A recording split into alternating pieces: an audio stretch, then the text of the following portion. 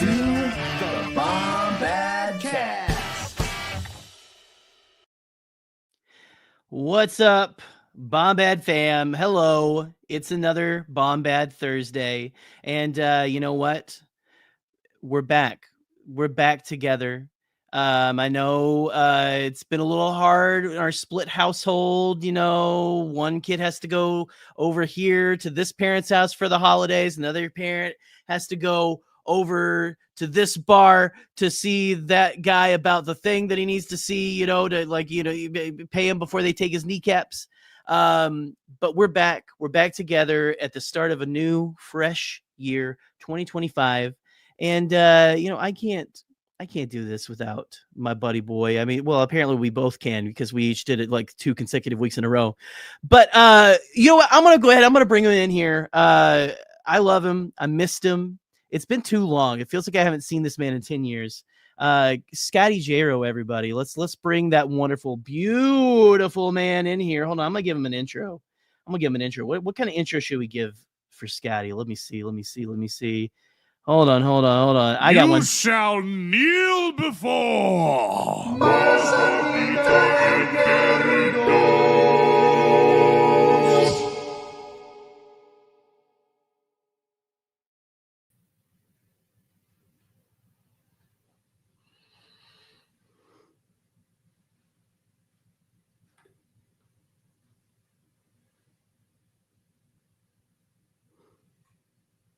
All right! That's right. In this house, we stand for we kneel for the pledge and stand for the flag. 3 things. First thing. Thrice. First thing. I missed you. First thing, I missed you. I missed you. Second thing, I love you. I love you too. And third thing, you're my Bombad boy, and I missed you. Merry Christmas, Happy New Year, Bombad boy. Yeah, Bombad boy. What Bombad boy? Look at the live chat. The live chat's popping off. I love to see the live chat. Bombad popping, and we actually have a very important. This is a very important thing tonight. Obviously, we're talking Skeleton Crew, but a good friend of the show, our guest this evening, Jarod, the Dark Jedi, got a burning in your butthole. Yeah. I do, but that's because I had Wendy's tonight. So a good friend of the show, Jarod the Dark Jedi. Of course, he is actually there's a co-shared stream, which is Jarod is currently broadcasting to TNAP as well. So we're on the TNAP. We're on both. Right, we're on both. I think crazy? I'm even learning this right now because I've been so busy the last week. But this is rub your nipples for it. Oh, what's up, TNAP? TNAP! Anyway, TNAP. TNAP. That's a lot of friction. It is. Ooh. I'm so excited for this next graphic, and I'm going to bring him in. He's going to have some few words. I'm excited. I haven't seen this. Here we go. The one and only great friend, currently on his page right now, Jarod, my biggest rival, the Dark Jedi.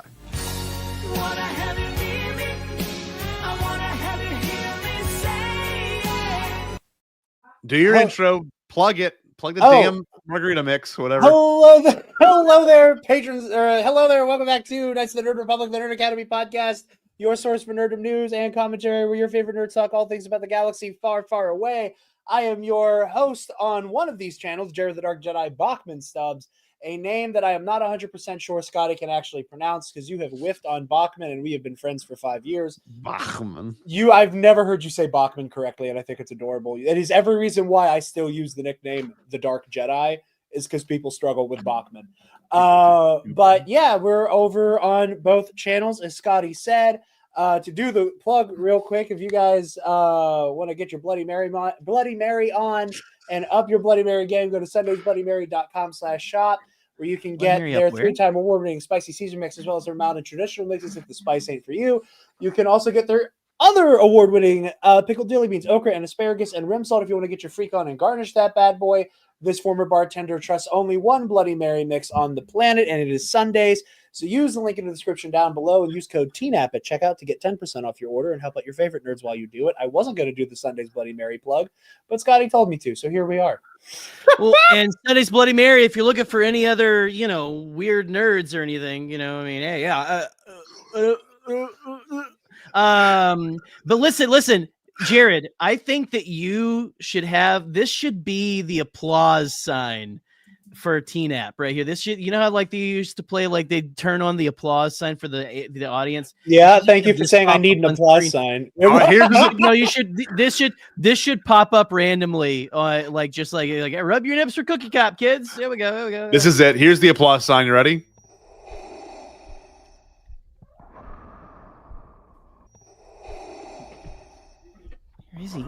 Where is he? That's from the Cookie Cup. Is Diaz here? No, Diaz is not here. Okay. Don't get too excited. I know. He was invited, if it was him, I know it would have been fucking Cult of Personality. Hey. That was a funny story, real quick, Bombad fam. I don't know if you saw it happen in Goon, Scotty, because I think you were at work. Yes. One of my coworkers at the day job was on the Bluetooth speaker in the back, and his name's Joe. He's also a big wrestling fan. Nice. And he just had his music on shuffle, and Cult of Personality came on while I was in the stock room. Your neck twisted around. Dude, I joke with Taylor because CM Punk has also become one of my favorite wrestlers. Uh-huh. And I love that music, but I do legitimately, every time I hear that, I'm like, whoa. Like there's a little part of me that goes into You're just like response. Jarod just is in the middle of his stockroom going, I'm like, I legit I'm like carrying a box to do all the ship out orders, and I and I went I actually just took a sharp breath in, and I just kind of peered around. I'm like, okay. He's not. It's not him. Real world doesn't work like WWE Raw. I'm safe. Okay. Okay, so let's take a second. I challenged our audience, in particular one person, and I said, what is the total number Jarod has officially been on the show? Now, this is not counting crossover events. This is not counting any sort of call-ins to my imagination, unless that person who did the research otherwise can tell us wrong. But we have reached an all-time guest number. I'm sure there's numbers of people who showed up. I know my cousin Troy's been on at least 10 times. I know Eric Cotterman's been on at least 10 times. I know Alden's been on probably at least 20 to 30. Michael's been on. I think Michael may have the most from what our researchers said, but I don't know if I believe that necessarily. I just don't know if I believe that. But the winner of having the most appearances is right before you. And not that there's a competition, but we've been reflecting on our 5 years of Bombad class, coming up on 6 years, which is just 2020. That is not rapidly, even funny. That is rapidly disgusting. But we made a graphic. 6 and 5. We made a graphic. We need to celebrate our boy Jarod. Welcome to your 40th appearance.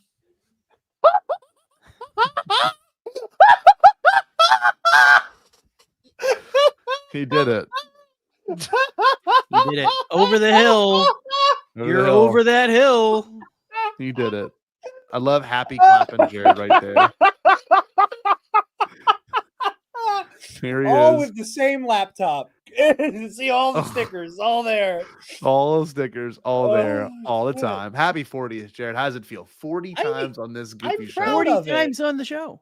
I'm deeply proud of it. Listen, you guys occupy a space within the fandom, within the semi-pro pundit community that we're all in. Yeah. That is deeply unique. It is truly. I don't I there's not another Star Wars, show, be it on YouTube or a traditional podcast, that you can find, we're going to watch the damn MTV premiere of The Phantom Menace. That's true. And hey, fuck Star Wars, it's eggs tonight. Or Star Wars be damned, we're watching the McDonald's VHSs. There is a uniqueness and a pride in letting your freak flag fly. That's right, Jarod. Here, hey, we are the one Star Wars show that is not afraid to tell Star Wars to go blow itself while we watch someone cook eggs. Okay. Yeah, yeah, and I mean, and the whole time, like Boba Fett is leering in the background and whatnot, but like, Yeah. like there's always Star Wars injected into the veins of this show, but it is so much more than just that, and to be part of the community that you guys have fostered, I do truly think that Bombad Cast, again, in terms of like networking and the C word content, like this is true of Bombad, but in terms of like the community and the friendships that we have forged that take place off camera, Bombad Cast is the linchpin of that. I know Regan's in the chat. She jokes and says it's like the Jarod cinematic universe. It's the Bombad cinematic universe. If you guys are the Iron Man that gets shit going, maybe I'm the Captain America. Baby. But no, I'm honored to be a part of this show. I'm honored to be part of like the story of this show with that many appearances. And again, so much has spawned out of what we have all done together. Like this is obviously Epic Confrontations is Eli's baby. And we're all proud to be a part of that. But like Epic Confrontations starts on Bombad Cast. There you go. It was born here. It was born on this show with that first match. And like there are so many other things that we can like reverse engineer back to conversations that happened here or ideas that we all kind of birthed together that then come to fruition here. Bombad Court, one of them, which is going to make a return once Skeleton Crew's over. There's all these things that we've been lucky. We have a very special episode of Bombad Court we want to do that again, you guys so graciously said we won't do it until I have Studio 2.0 fully finished. That's because we were talking about how we want to do like lightsaber duels ranked. Yes. And how I'm going to be a fucking menace during that. Yeah. With a lot of opinions I don't think a lot lot of people are going to like. Battle of the Heroes is grossly overrated. I've seen. But no, I'm absolutely honored to be a part. Like I said, bad lore. Like we've joked.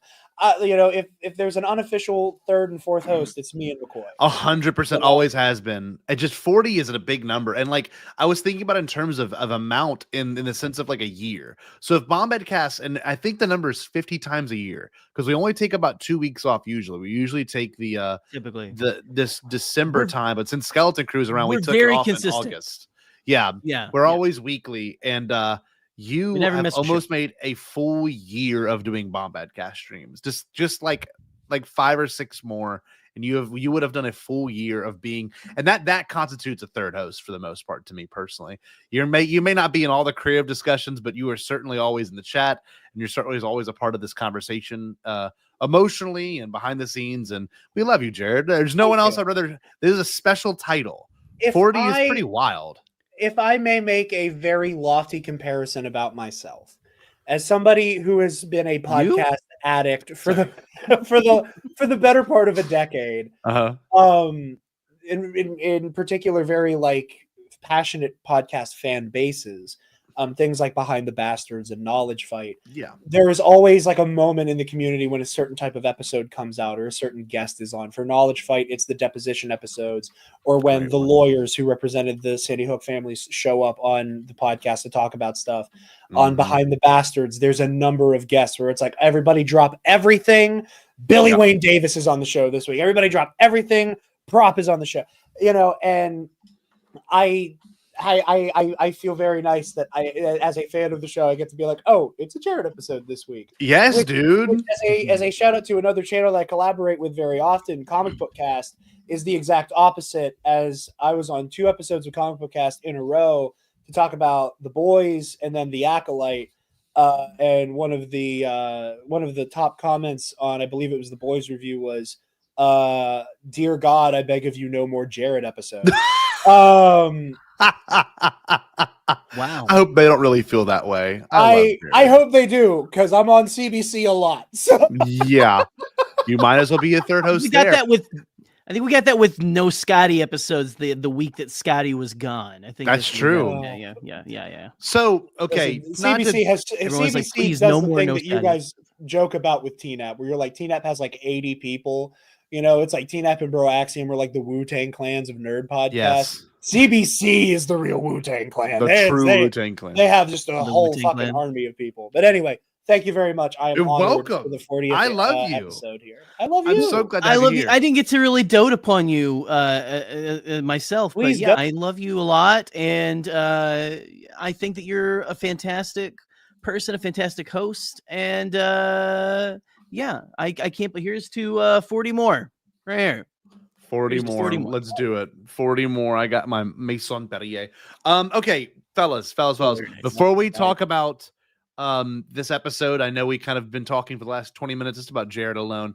But let's talk about this.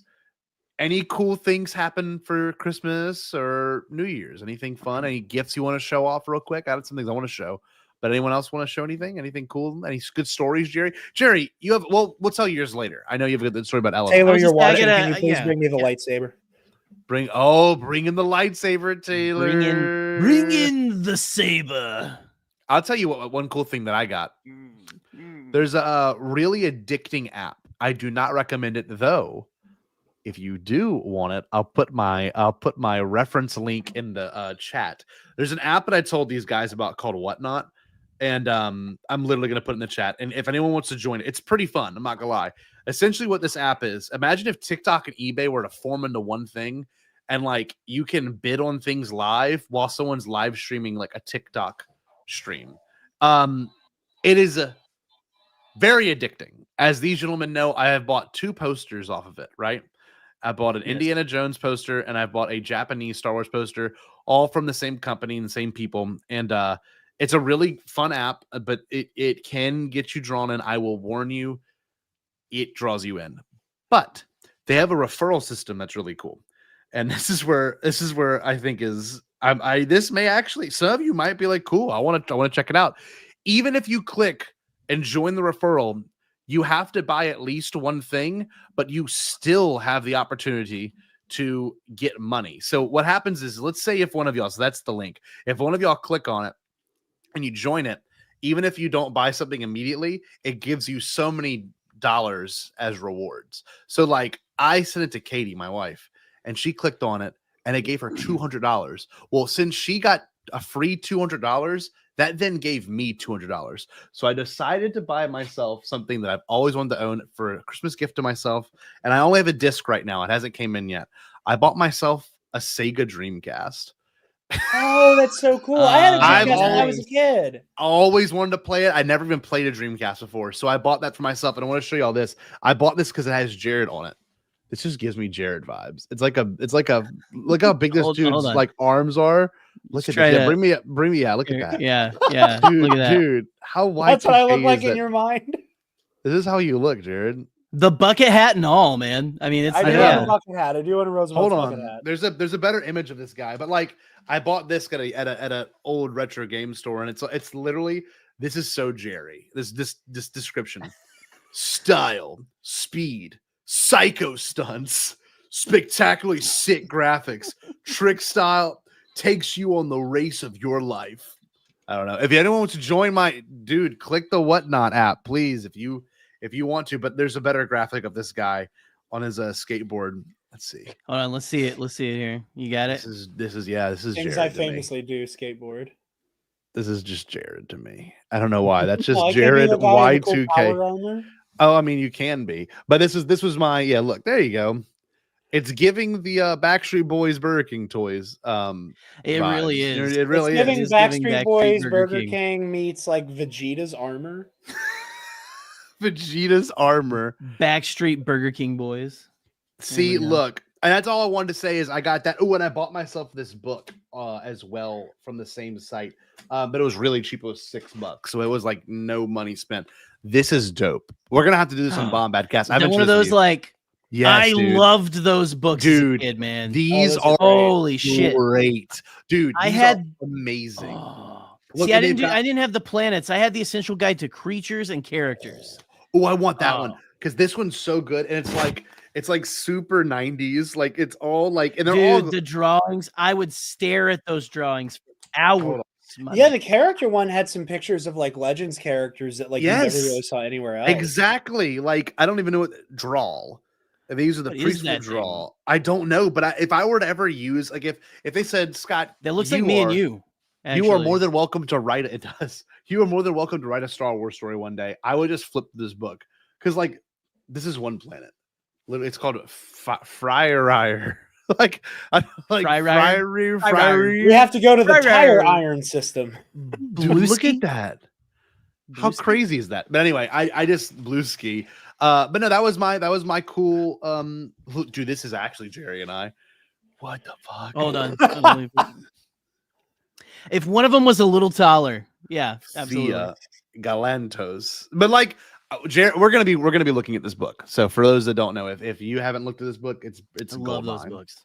It's a gold mine. But anyway, boys, how was y'all's Christmases? My New Year's. Christmas was wonderful.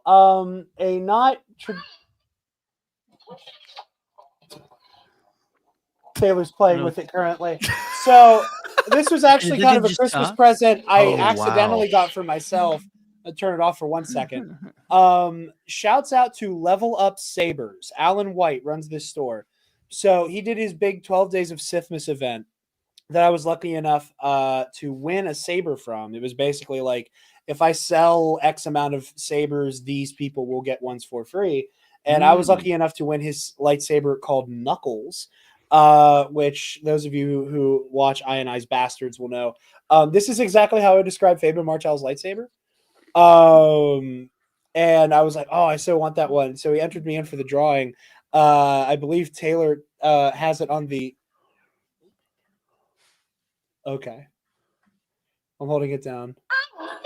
Yeah, Taylor was very insistent on me turning it on the Sailor Moon sound font. But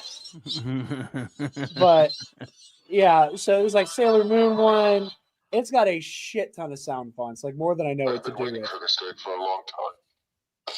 There's like a blinking one. It's like just Wow. absolute color spectrum. I'm gonna wait to see if I get another good one.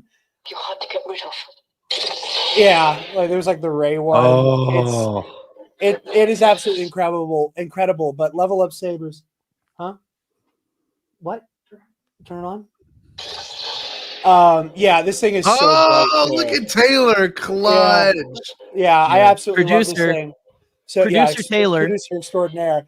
But Producer yeah, no, Miss this is Taylor. from Level Up Sabers. Go check out Alan's store. Like I said, I won that one. The coolest Christmas presents I got. I told you guys about these off air. Chad, is this Riz? Yes, it is. So my dad got me a couple of certified autographs. They have their, authenticity certification here. Actually, I'll save that one for a second. One of the ones he got me was this really cool art of Vincent Vega and Jules Winfield with certified so cool. Sam Jackson and John Travolta autographs. Wow. But the one coolest to this show, even though one of those is also a Star Wars actor, is this certified Mark Hamill autograph on some Last Jedi promo art. Oh, the TLJ art is so phenomenal. See, Last Jedi Luke is that's my spirit animal. That's who I'm gonna be in like 10 years. Yep. Yeah. Obviously, I also got like 8 Roosevelts for Christmas, and a number of other very awesome things that I'm very grateful for. But that lightsaber and these autographs are good gifts, man. Just absolutely Very head and shoulders. fantastic. And for those that don't know, Jared's favorite season is Christmas, like genuinely, not even I in a, live like for Christmas time. it's just that's what he lives. He loves Christmas, and Yeah. and Capitalism, Christmas. Shut up. For 30 fucking seconds. Let me have a little bit of joy. No, You're good. I'm sorry. I'm say, sorry. that saber, and I'm not trying to dog on Star Wars or Lucasfilm or whoever or Disney, but if they could make sabers that good, I think it'd be hard to resist buying one every major holiday. Yeah. It's just unfortunately they just Taylor's giving it back. I think she got it to another sound font. No, you didn't. No, that was the Force. You're good, honey. I don't want to keep disrupting. You're good. I can't be trusted with this thing. I'll keep interrupting her. We're already 30 minutes in. That's my thing though, is options, right? Most of these, like, I love my Obi-Wan one because it's high quality and feels nice. I know you love your Ben Solo one, Jerry, but like it's still like it's just a one-trick pony. Turns on, turns off. And that thing has so many like features, like it. Oh yeah. So you know how like most lightsabers will light up when you hit them. Mm-hmm. That one lights up where you hit the blade. Contact points. It's like the contact brilliant. light. That one doesn't have it, but most of the other sabers that level up sells, it has a feature called tip drag. So when you like scrape the tip of the blade along, it will like crackle like a lightsaber being dragged across the ground. But again, all the sound effects, all the colors. Like those sabers, they're just off the wall insane. And I understand that like Disney and Hasbro and whomever like have to mass produce them. So like the super small machine parts and like all of the sound fonts, like I'm sure the overhead for a company that is already producing that many toys would probably be insane to go that crazy on. Yeah. But I don't think it's a controversial take to say that the third party non-Disney affiliated lightsaber stores are outboxing Lucasfilm and Disney and Hasbro at every turn. Exactly. And it is are. And you can't blame them. And I mean, and it makes sense because you can get away with it when you're not the company making it, if that makes, you know what I mean? That like you can have more options. Unfortunately, it would confuse pretty casual people whenever you like would change it from Rey to even like the shade of Yoda's green lightsaber is different than the shade of Qui-Gon's green lightsaber. And like casuals, not to be mean, would get stuck on that kind of thing. They'd be happy with one of those. They'd be happy with the generic space light sword from Dollar General, you know? Now we're just being mean. Here you go, little guy. Whoa, the two-player controller. And you just it lights up. Yeah, it's not even plugged in. No, it's like a movie. No, we're gonna get into dangerous territory. Jerry, I want to hear about your Christmas because I know you had the absolute honor to spend it with your daughter this year, and I love that. Yeah, that is it awesome. It was a long visit for Christmas, and I loved it because it was my weekend and Christmas coincided, and so we got to smash it all together. So that was fantastic. That's awesome. But I mean, listen, I didn't get much this year, and that's fine. Whatever. Like my parents are they're gonna pay for me. We're gonna get some photos taken professionally. This spring, so that was that's what I asked for. I wanted to get some like nice professional family photos. That's what we're gonna do.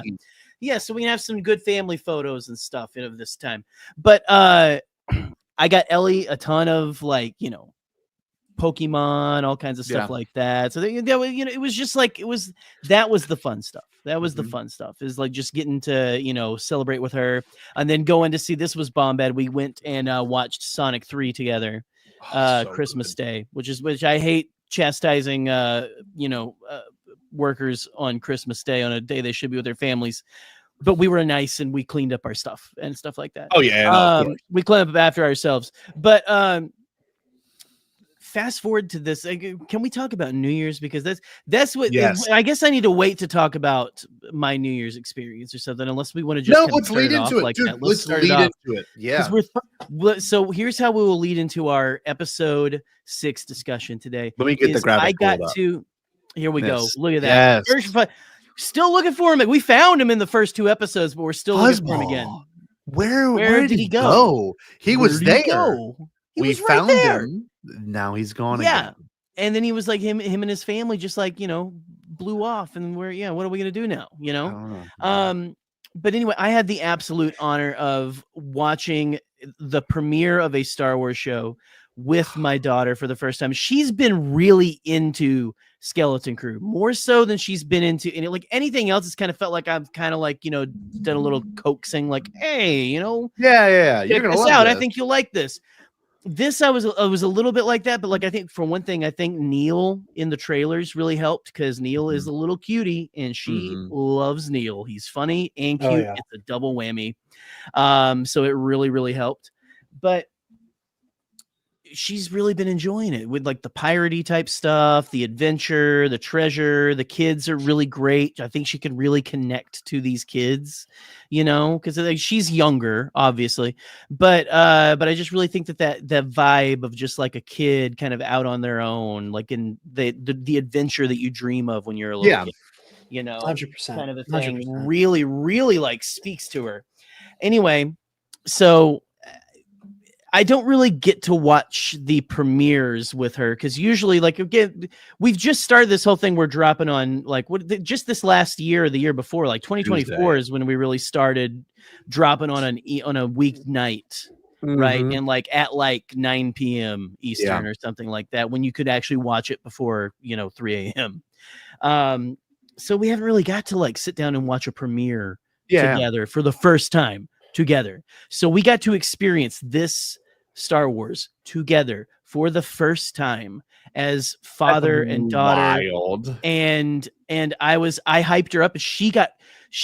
What absolutely made my heart soar is she was excited when I told her. She's like, "Oh, we get to watch it together the first time. That's awesome." Okay. The whole time she's sitting like glued to my side, right? We're like sitting there on the edge of the couch, not laid back. We're on the edge of the couch, just like watching this thing, right? And like, I mean, first of all, what a great episode to like have with her a kid here with me for the first time when it's just mainly the kid, right? It's mainly what they're going through. It's mainly like them dealing with issues and stuff. And of course, we're laughing, because Neil's falling. I'm getting really good at falling and stuff, kind of things like that.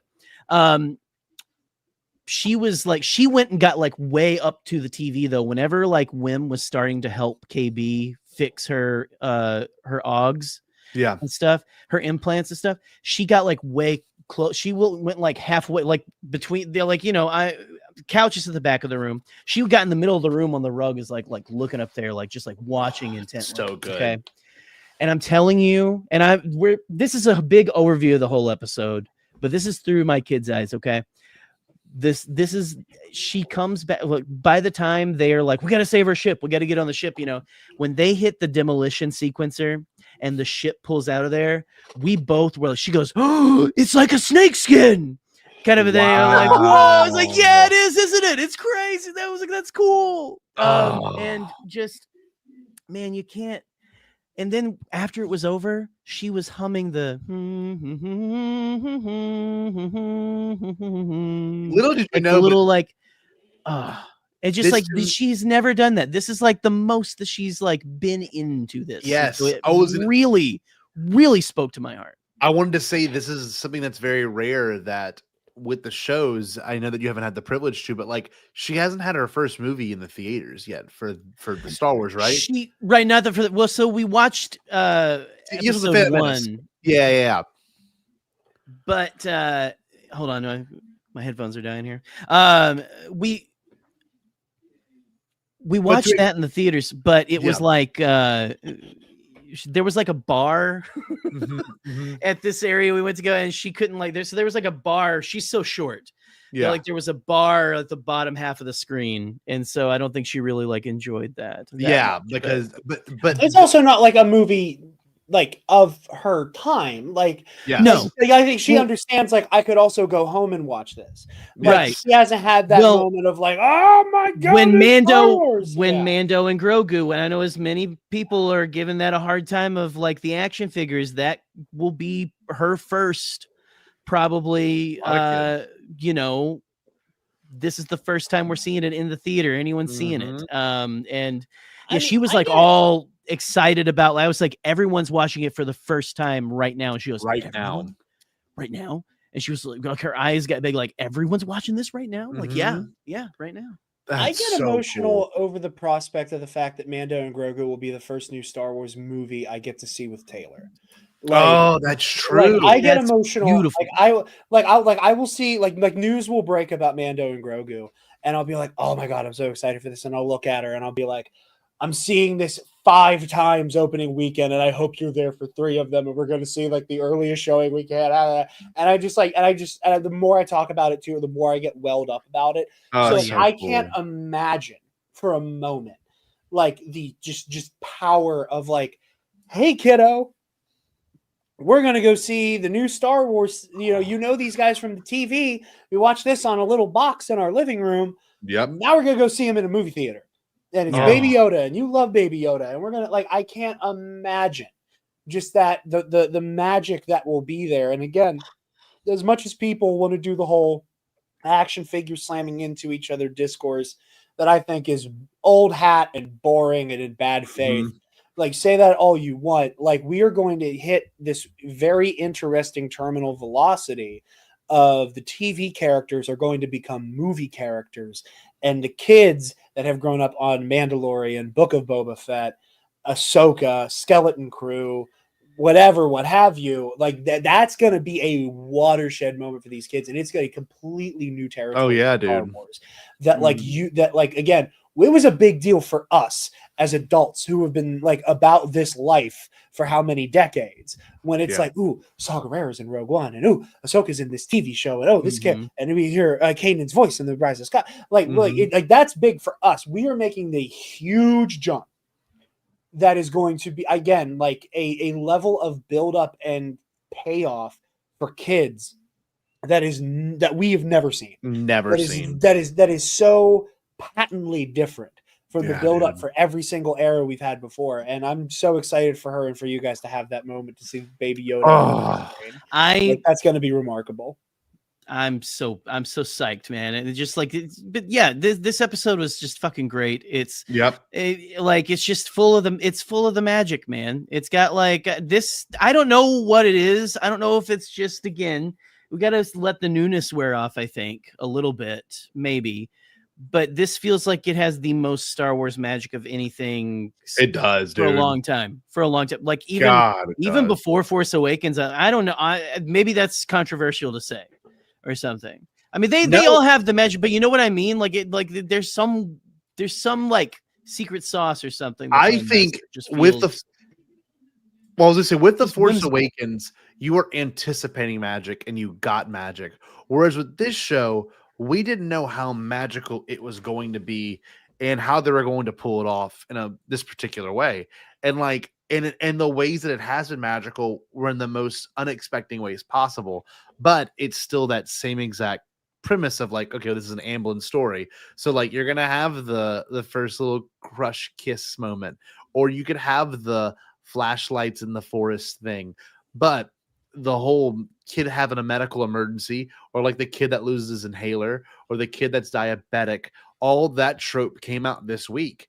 And in this way, it's I don't know, this show is masking super serious storytelling through the lens of children. And I don't think people, even as viewers, give children the credit where it's due.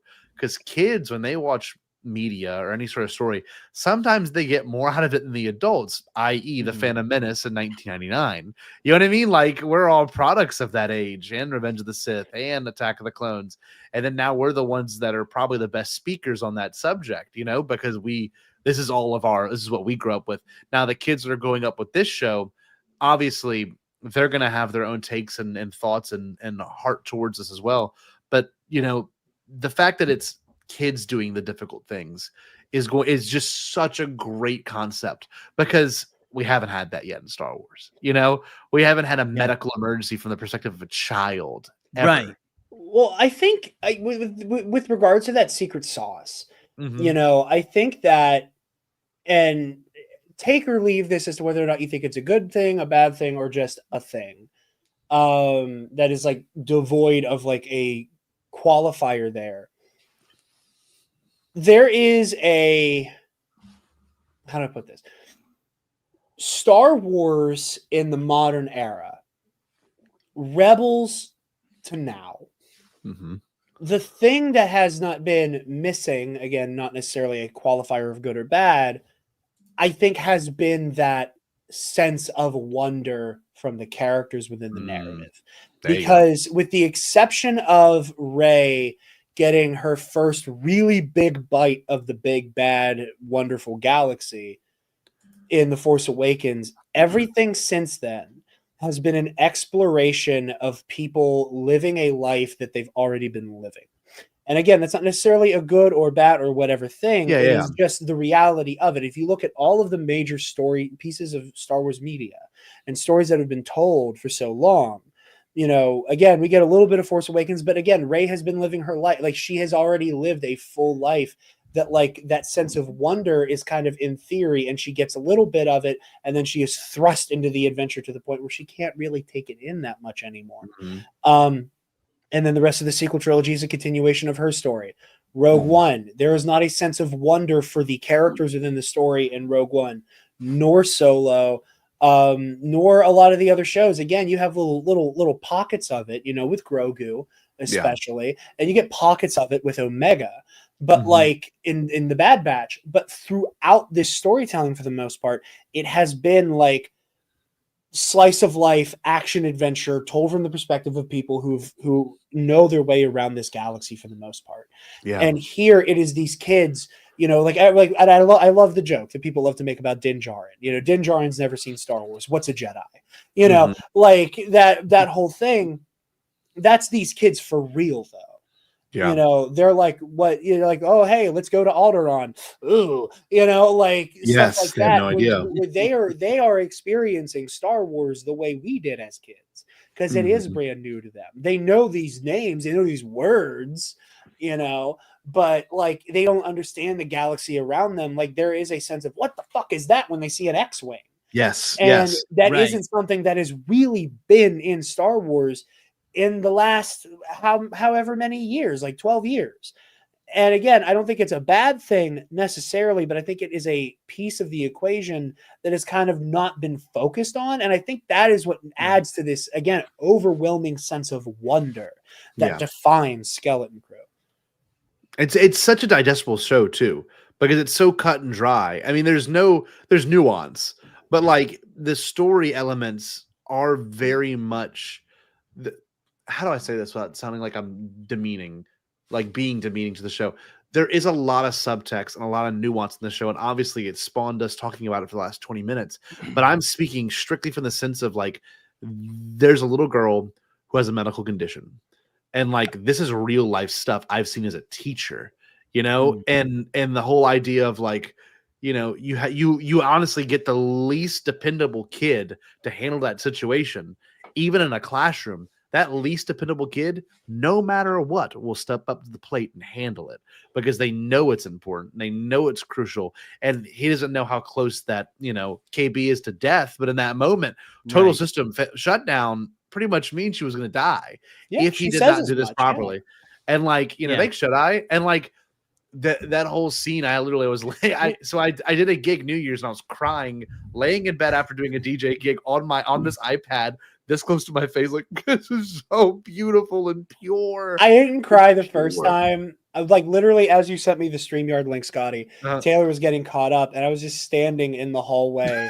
watching the end of that moment, and with the like, I thought it'd be excited for you to save somebody's life. Thanks, Jedi. And I'm like, I'm gonna go get on Bombad now. Because that's what it means to be a Jedi. It took me till this time too. I was gonna say I didn't cry quite the first time with Ellie and stuff like that, but yeah, this time definitely. Yeah, that line of "It's not always exciting to save someone's life." Wonderful. It's all about courage. It has nothing to do with like the actual act of saving someone's life. It is excitement the courage and adventure. That takes. Jedi craves not these things, And I think, if I may interrupt for a moment, it's one of the things that I've loved about Wim as a character. That I was thinking about, because like Taylor had to catch up on like the last 3 episodes or so. So like getting to rewatch them, I had this moment that obviously was kind of started gestating whenever we have Jod quote Qui-Gon last week, but that beat of Jod hitting the your focus determines your reality. It occurred to me just how much Wim like needs to hear from a Jedi like Qui-Gon, and how much of like Wim's behavior like is a direct throwback to specifically wisdom from Qui-Gon Jinn. Like how early into this show could Wim have used a keep your thoughts in the here and now where they belong? How many times could Wim have needed to hear, feel, don't think, trust your instincts? Don't just think about the story you want to tell. Take in the situation around you and like feel what's right. And, then you get like, again, the bastardization of what attachments are, and which I think is just such an incredible beat for Jod. Yeah. That I could talk about for hours alone, that one scene. But again, it's your focus determines your reality, and how like specifically Qui-Gon's teachings that I think in a very funny way culminates in this episode. where Wim looks at the trash crabs that are going to lead him and KB to their fiery, horrible fucking death. Yeah. What does he say about the trash crabs? Well, they speak, so they have to be intelligent. Yeah, they're intelligent. Yeah. Literally, literally the Phantom The Menace. ability to speak does not mean one is intelligent. Like it is like literally like in every episode, Wim kind of throws back to a Qui-Gon line. That's really beautiful. I didn't even consider And that. I was like, that's brilliant. something. That's Yeah, something, dude. isn't it? That's amazing, huh?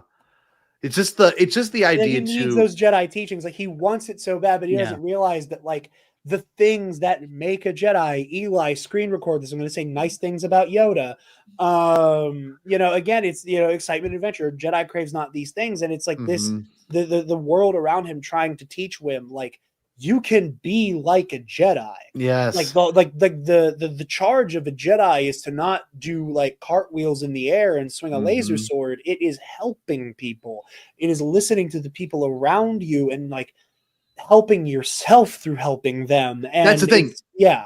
It's not outward, it's inward. It has nothing to do with what you're doing on the outside.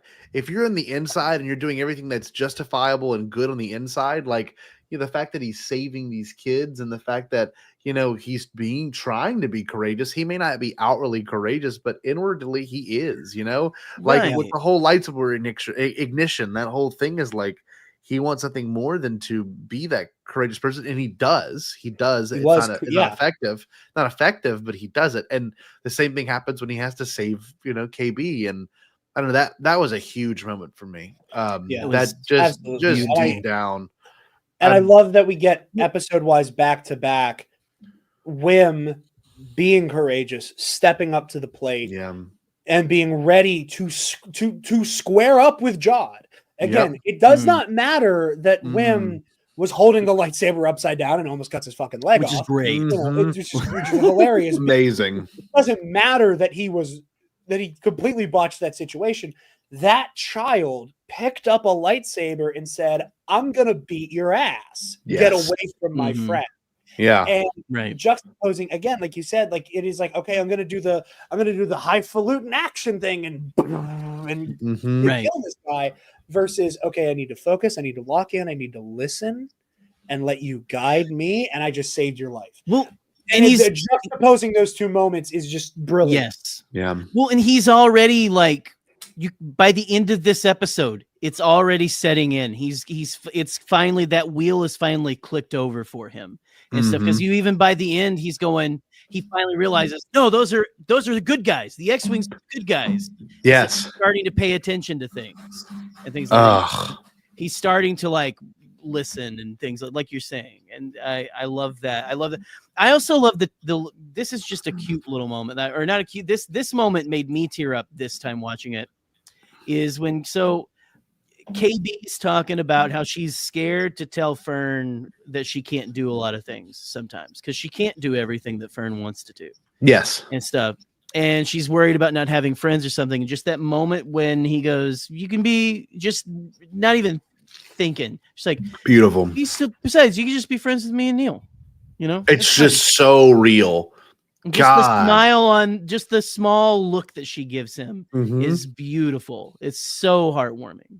And it's so much funnier too, because this is maybe a sillier thing, but like I remember whenever girls, at least when we were that age, like when they would get into arguments, they were way more intense and way more real. But if I ever got into argument with my friend, like a guy, my guy friends at that age, like they were always very they could be intense, but it was always very brief. Like, like when Neil's like, we're lost, we're really lost, and he's upset with Wim, but like it's very brief. Whereas you can tell this has been building up between these two girls this entire time. And, Fern felt like she couldn't be a leader, even she had to be. And KB always felt like that, she always had to, hold herself back because, Fern was naturally in charge.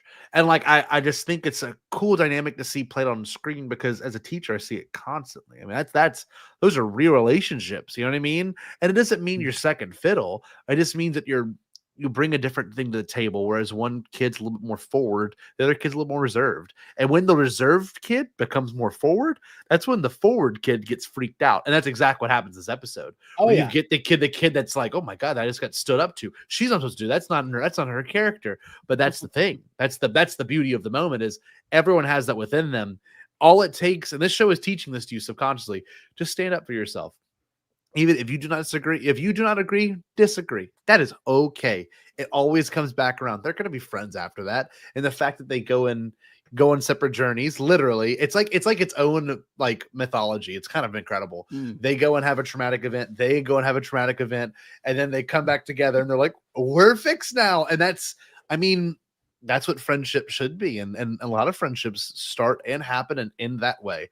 Like it's just part of it. And yeah, I just think it's such and I like how much of an episode this was. This wasn't a part of a story. This was a serious episode with a beginning, a middle, and an end. And they all, by the end of it, have that teamwork where they did not have that at the beginning or even throughout this whole entire episode.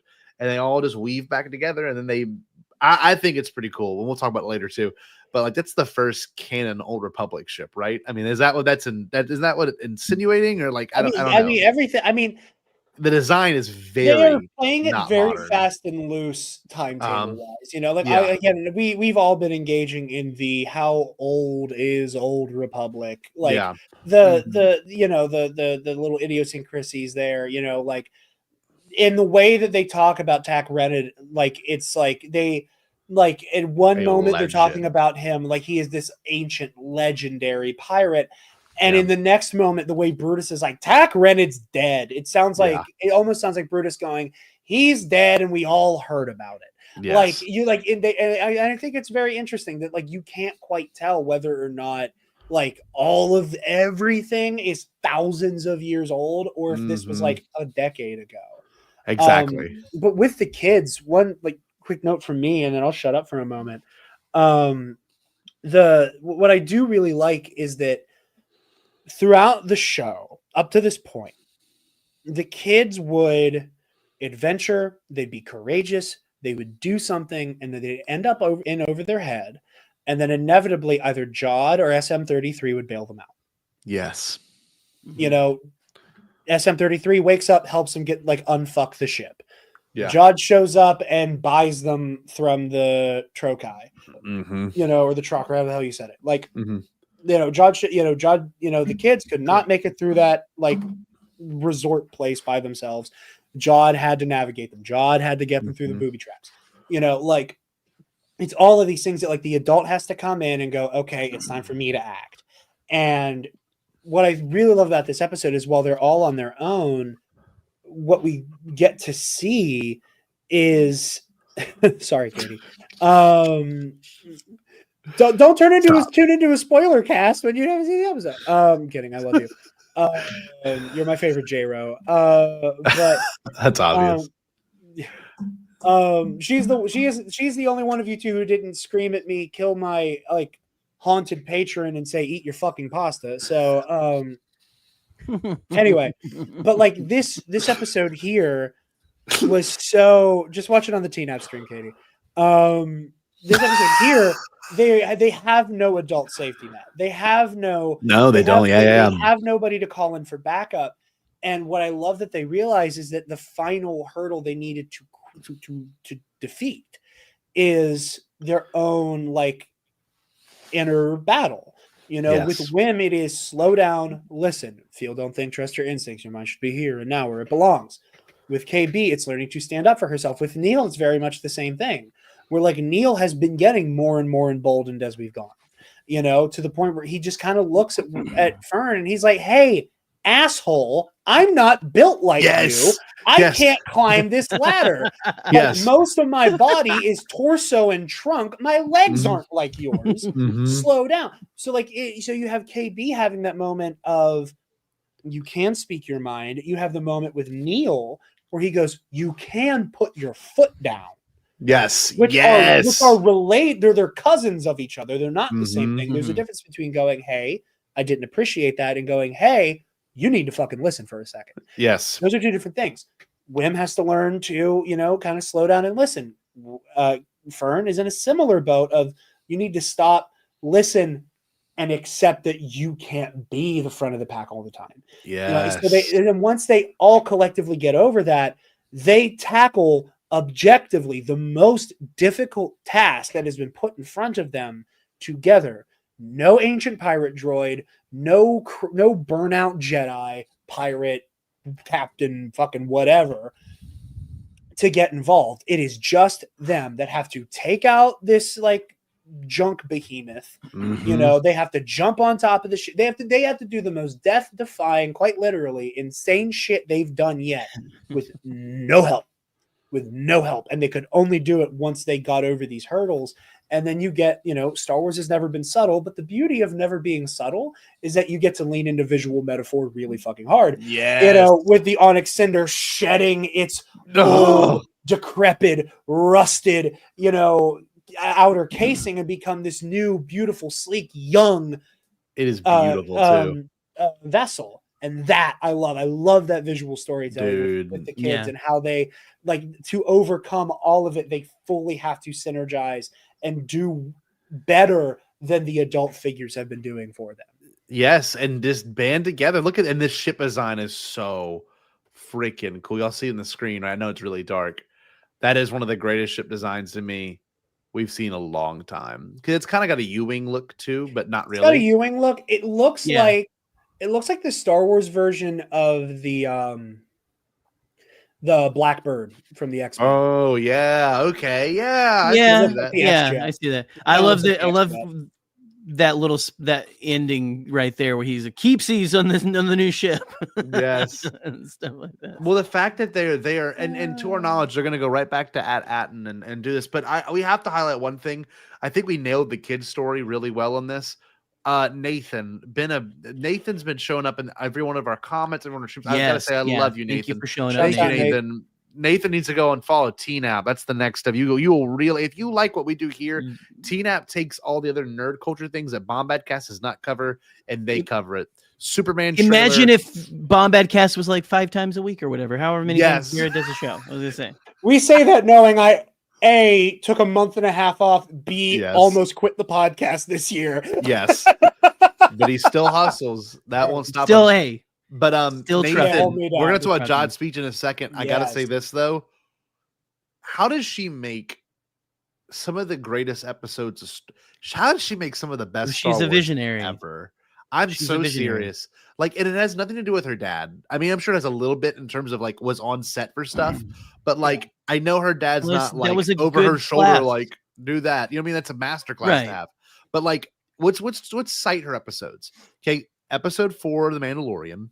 Episode the Bo-Katan episode. What would that be? Episode 5? Episode 5, season 2. No. Episode 5. 4, yeah. 3 or 4. It was, I think it might have been 3. It was 3. It was definitely 3 because it was the Frog Lady, then that episode. Yeah, that's right. And then Book of Boba Fett, the best episode, right beside Dave Filoni's of Book of Boba Fett, which is the one where they go to the ring place. That was episode 5 of Book of Boba Fett. 5, yeah. And then she did the pirate one. She did the pirate episode of Mando season 3. So I've just did she do Ahsoka? I don't think she did Ahsoka. I don't think she had an episode of Ahsoka. I don't think so, but let me see. Hold on. I mean, fact check that before Eli starts correcting. I know, but she just doesn't miss y'all at all. No, I don't think she did not do Ahsoka. She just never misses. Honest to God. No, and she doesn't. Yaddle. I forgot she voiced Yaddle on the set of Kill the Jedi. But she just nails every live action show she's ever been given. And yes, Nathan, to finally tie it back into it, this was one of the most epic speeches in Star Wars. This was just so real. And this is, to me, where I've been watching it, I'm like, you know what, Jude Law's good. But I feel like any adult could play this role. If Woody Harrelson wasn't already a character, Woody Harrelson would have been an amazing Jod and all. Oh, Woody would have made a great Jod. I always think even someone really weird, maybe someone a little too old, God, why am I forgetting his name? Ted Danson. I feel like Ted Danson would have been a great, like, older John That's a Malwood. fun pick. Ooh, You That know is what I a mean? fun That is pick. an out of left field that I Like love. that. I love That's that. just like someone you can see their sweet face and trust them. But I've been kind of like, Jude Law's fine. This shit, when he like yells and gets into the speech, I was like, I had chills watching it this time, and I was like, this is such a good moment for Star Wars. He got into the old like Southern preacher type thing. What's the last line? What's the last line? What's the last time? What is it? And What's the they last line? repeat it. Oh, we'll watch it. Something to praise Bryce Dallas Howard's direction real quick. You know, I know, I think it was Star Wars Explained with the hilarious thumbnail for their Q&A a couple weeks ago with like the biggest Chekhov's gun with that gigantic turret on at Akron. Yeah. Where they were like joking about that being the biggest Chekhov's gun. I think it's Chekhov's lightsaber. Because the lightsaber is ignited, then dropped. Then the lightsaber is summoned and then turned on off screen. And then this episode, it makes a point of tracking the lightsaber the whole time. Yeah, I mean, it's gonna be evident because, and obviously, like Jarod is gonna have his big hero moment where he draws his sword and whatever. You know, I really hope Brutus has some type of lightsaber-proof bladed weapon, so we get like a proper like pirate movie sword fight. Oh, you've got to. But I do truly love that. Like this episode, like Jarod gets out of that little tunnel, blinged the fuck out. Dude looked like 2 Chainz, or 33 looked like 2 Chainz. Legitimately, like the way it was. He really did. 2 Chainz, like but I got me a few on. That was straight up Muppet Treasure Island coded. Yeah. Man. Oh, it was. When they pop dude. up. But they crawl out of that little manhole all blinged out, and then that one pirate, they make a point of showing him take the lightsaber off of Jarod and go, "The hell is this thing?" And then they make a point in this scene of showing Brutus tuck the lightsaber back into his chair. Yes. So and I would not be surprised if in the next 2 episodes we are constantly watching and calling attention to here's where the lightsaber is. Here's where the lightsaber is. I think it's very subtle, but I think it is doing that subconscious priming for the audience to go, remember that the lightsaber is still in play. It may not actively be in the field, but it is in play. I think he could do the whole Luke Return of the Jedi, just the reach for it, boom, catch it, and then starts fighting with it kind of thing, which would be brilliant. Yeah. And I mean, I really do. There's a part of me, I got flamed in the group chat we're in because I compared Jarod to Fabian Martel, a comparison Eli made before I did, for the record. But I really do hope Jarod does that like Form 2 Count Dooku fencer style, even though lore wise, it kind of doesn't make any fucking sense for him to do that. I don't give it. But like it would just perfectly fit into like the visual language of this show for him to be doing this like one-handed fencer, like rapier style. And because it would be all those B movies, And maybe it's not because he has a bunch of. Maybe he's not. Well, yeah. Maybe he's not like trained in like the Jedi form of that. But maybe he did a little whatever the space Star Wars version of fencing is. Kind of a thing. He's got to be able to cross blades with pirates anyway because he is one. So yeah, I mean, we know he's like proficient in like bladed combat, like the way he keeps that knife on him. Yes, he is. He knows. Let's talk about his speech, and then I do want to talk about like tracking Jarod's origins here because I want to pick your guys' brains because I am of many minds. We were told that the 7th episode really does what the creators and I think Jude Law himself has said is the 7th episode is a huge just this is why Jarod is the way he is. Which we can talk about that at the end because that'll be all set up. Okay, good. Because I think the final episode is going to be the ultimate clash, and I think from what we've been told, we've got a few friends that are in the know that this show gets way intense, way more intense than what people were expecting. And look, this episode was intense, and the episode before, the French Resistance episode, was intense. But I think these next 2 are going to be like, oh man, like this is because now you've got just think of what's at play, and we talked about this too last week with Kyle, but like you've got the pirates fully at play. The rebellion fully at play. You've got all the parents on that end, and now you've got the kids who've escaped the pirates. All like 4 different levels of storytelling, all about to just completely cross and make a Yeah. huge finale. And of course, this moment's the moment for me where I was like, he is going to win back all these people if he can really bring them to At-Atten, and he probably He just is. will. He does here. Yeah, he does. I mean, pretty much. Yeah. And No, it's it should- absolutely incredible. Like I love it is very, and I obviously always have TTRPG stuff on the mind. Yeah. Between always watching Dimension 20 and obsessing over Ionized Bastards.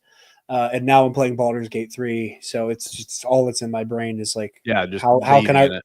how can I roll those die and make what I want to happen. But like it is truly like, that it is the essence of that, like, okay, you got to make a performance check, you got to make a charisma saving throw. All right, here we go. Holy shit, it's a 20. Let's go. I actually rolled a 20. Holy shit. Typical. And I'm not going to roll once. I'm going to roll a 20 once in the whole final season of Ionized Bastards now. But mathematically, it is now impossible for me to do. But it is that whole moment of like, okay, you get equal time. Brutus is clearly ready to kill this guy, and it's like, hey guys, like, and again, it's the brilliant in the structure of the speech of like, we're all hungry. What we are fighting with is scarcity. Scarcity is the enemy of like survival and the ability to thrive. Yeah. And what if we can just completely decapitate the very concept of scarcity? We can all go to At-Atten and we can all take as many credits as we could possibly ever want. And the clear subtext of this whole thing is, as much as we all want to pretend we love being about this pirate life, They don't. we all want to just fucking retire and do our own thing. Yeah. This Quarren just wants to do his own thing and have a garden. This lady wants to have a fleet to call her own and be a privateer. You want to do this. You want to do that. You want to do this. None of us want to do this pirate shit and keep getting shot at by the New Republic because we're just trying to make a dishonest living in a dishonest galaxy. Yeah. And again, that framing of scarcity versus abundance is so brilliant on a screenplay level and on a performance level from Jude Law, and even in universe from Jod. It's so good. It's such an amazing. It's so good. Jerry, what did you think of this whole moment, man? Did you love it? Because this is to me was like the peak 80s of this. This is still super 1980s. Yeah. I don't know. This is super 80s. It's also very just super, like, it's super pirate. It's super pirate. Like, it is the classic pirate movie. It's straight up Treasure Island. Yeah. Is what this is. It's you finally get, like, it's being able to turn the tide of these pirates' minds, because you catch them right. Yeah. You say what they want to hear. You say what they're feeling. And just like, yeah, you know what? I don't know, man. Just the delivery's perfect. I love how he's going to specific people and saying, hey, you wanted to do this. Say, like, I know you. I remember what you want, like, he even gets to say, we all know, he even gets to have that line about Brutus being a capable first mate. Yes. And stuff like that. Yes. Without dying, right? Like, this way, he's a capable first mate and stuff, but he won't be able to give you what I can give you. And it's such a good beat, the gall of that, and that Brutus just like doesn't even like, because he can tell, because you can hear they're starting to like agree drawn with in him throughout the room. He tells that Kona right there, hey, I failed you. You should have had your own fleet. You should have had this, and just, man, I love that. I love that shit. I just love the whole, again, it feels so, it's that Treasure Island vibe of like, like we are going where the wind takes us. That's what we're trying to do. We just, like you said, we just want our piece of the pie. But one unfortunate thing about all this, and this is the one thing this is the only caveat of the show, which is they're still not good people and they're still pirates. Even though they want nothing more than that, it boils down to the fact that, like, they're still going to pillage and plunder and destroy. You know what I mean? Like, they're going to go to At-Atten with malicious intent. They just are. Right. And like, unfortunately, you do want to root for them, but that's what makes them pirates. They're never going to be good people. And like, even, I mean, if you watch, it's romanticized, right? And like, pirates, they have a reason they are pirates, and maybe these people have all really struggled and they found community in this place. But the thing is, and this is something that I've talked to my father-in-law about. There's a difference between being in a biker club. You know what I mean? Like, and I'm trying to give you an innuendo. He's in a club, and there's a difference between being a pirate, because pirates are not looking out for each other, even though they're trying to. And like, you see that manifest aboard the Onyx Cinder. Like, they killed themselves to the point. Whereas like, if you're in a club, like a biker club, most of the time there is a leader, but you're all in it because you want to be a part of this organization, because you were isolated by society in some capacity. And maybe you did have bad tendencies. Maybe you are a murderer or a drug dealer, but we can all be in this together and be a part of a group together and effectively do something or serve some sort of greater purpose. Whereas pirates, they're not serving a greater purpose at all. They're serving the purpose of themselves. That's why Jack Sparrow always ends up alone, regardless if he has a crew or not. It's always about who?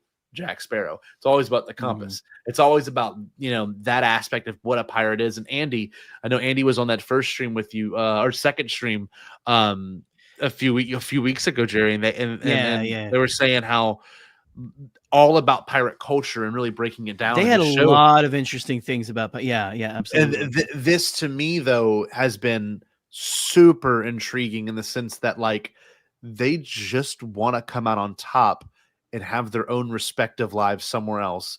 And unfortunately, they're still cheating and stealing to get to that. And like, as much as I want to root for them, they're not good people. And it sucks. And it should make you feel conflicted. And I think it's about having hopes and dreams. And look, that Nathan said it best, right? Just about having hope and dreams and wanting to better their lives. They do, but they're not going about it the right ways. And that's the George Lucas of it all, right? Like, it's easy to be angry. It's easy to be quick, but having patience and being kind is so much more, you know what I mean? I think that what I think is so fascinating about the exact dichotomy you're setting up, Scotty, and not for this to get really fucking real fast. No, let's do it.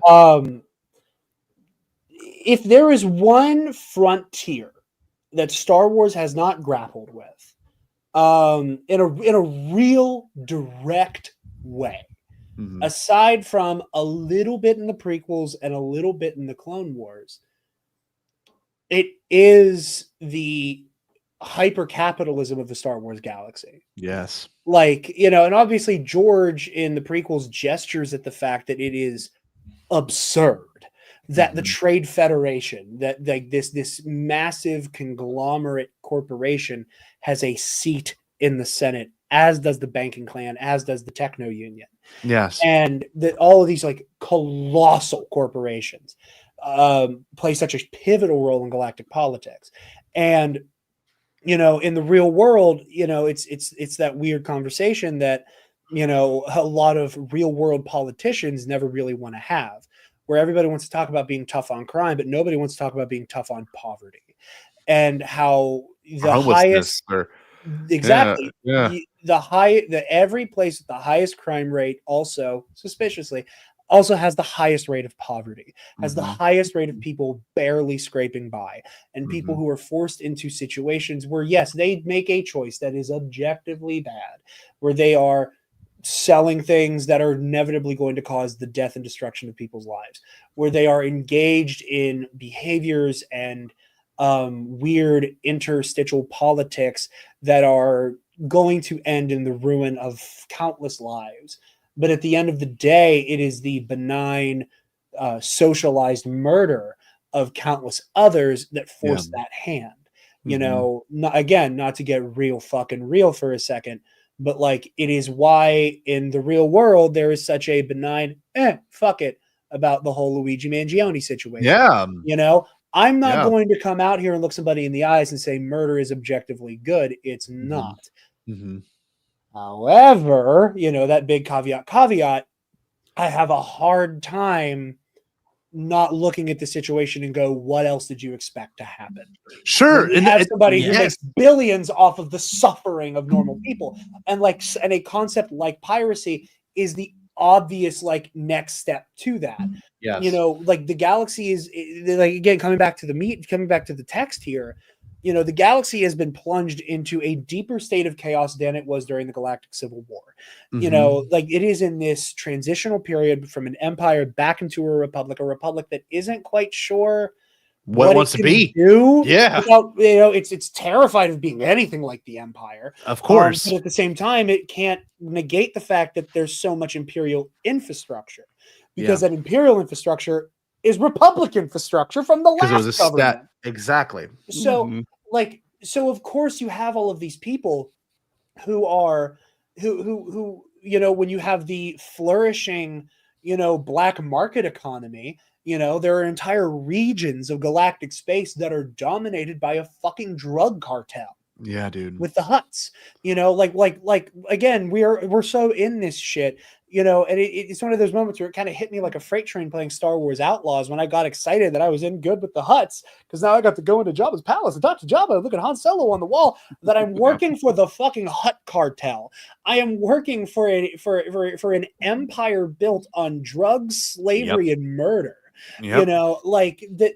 Yeah. So all of these folks. Yeah, maybe you can get an honest living as a freighter hauler, is a freight hauler across the galaxy, and maybe you'll get attacked by pirates. Fuck it, I'll be a pirate. Yeah, you know. So like everything you were saying, but it is at its core. It is the adversarial relationship between privilege, poverty, and crime. That it is, you know, these folks on Ad-Atten, you know, they live in opulence. You know, like compared to any of these other characters, you know, compared to any of these other characters, you know, like again, we all forget, like Rey Skywalker's fucking homeless when we meet her. Like, you know, she's living in a bombed out ruin. You have all this opulence. Of course, these guys are going to come in and fucking ransack it. Yeah. You know, like, of course, because you have this old Republic mint, but then you have that other flip side of how neoliberal capitalism turns into fascism really easily, because we're all living in this big brother weird ass police state on Ad-Atten with all these fucking camera droids. That pendulum is so complicated. Politics out of my Star Wars, Jared. I know, I'm sorry. Come on, sorry. Man. No, you ever hear about how the Ewoks are the Viet Cong? No, but Jared, you're right. Good point. You're right. You bring up a beautiful point, because this show has, and it's so funny, and this is me being kind of an asshole, but like it seems that everyone watches a show like Andor, and I'm not trying to dog on it because I do love that show. I'm going to start my rewatch, but everyone goes, "This is it. They're finally tackling the difficult stuff." But a show like Skeleton Crew ultimately is doing the same exact thing, even better without even saying it. They just are. It's this weird, like, again, Andor is an incredible piece of Star Wars storytelling. It is, and it's.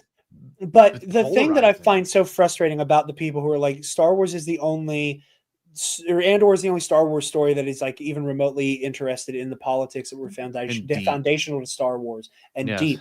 And it's like, I'm sorry, if you need your Star Wars to say throw a brick at a fascist, you haven't been paying attention.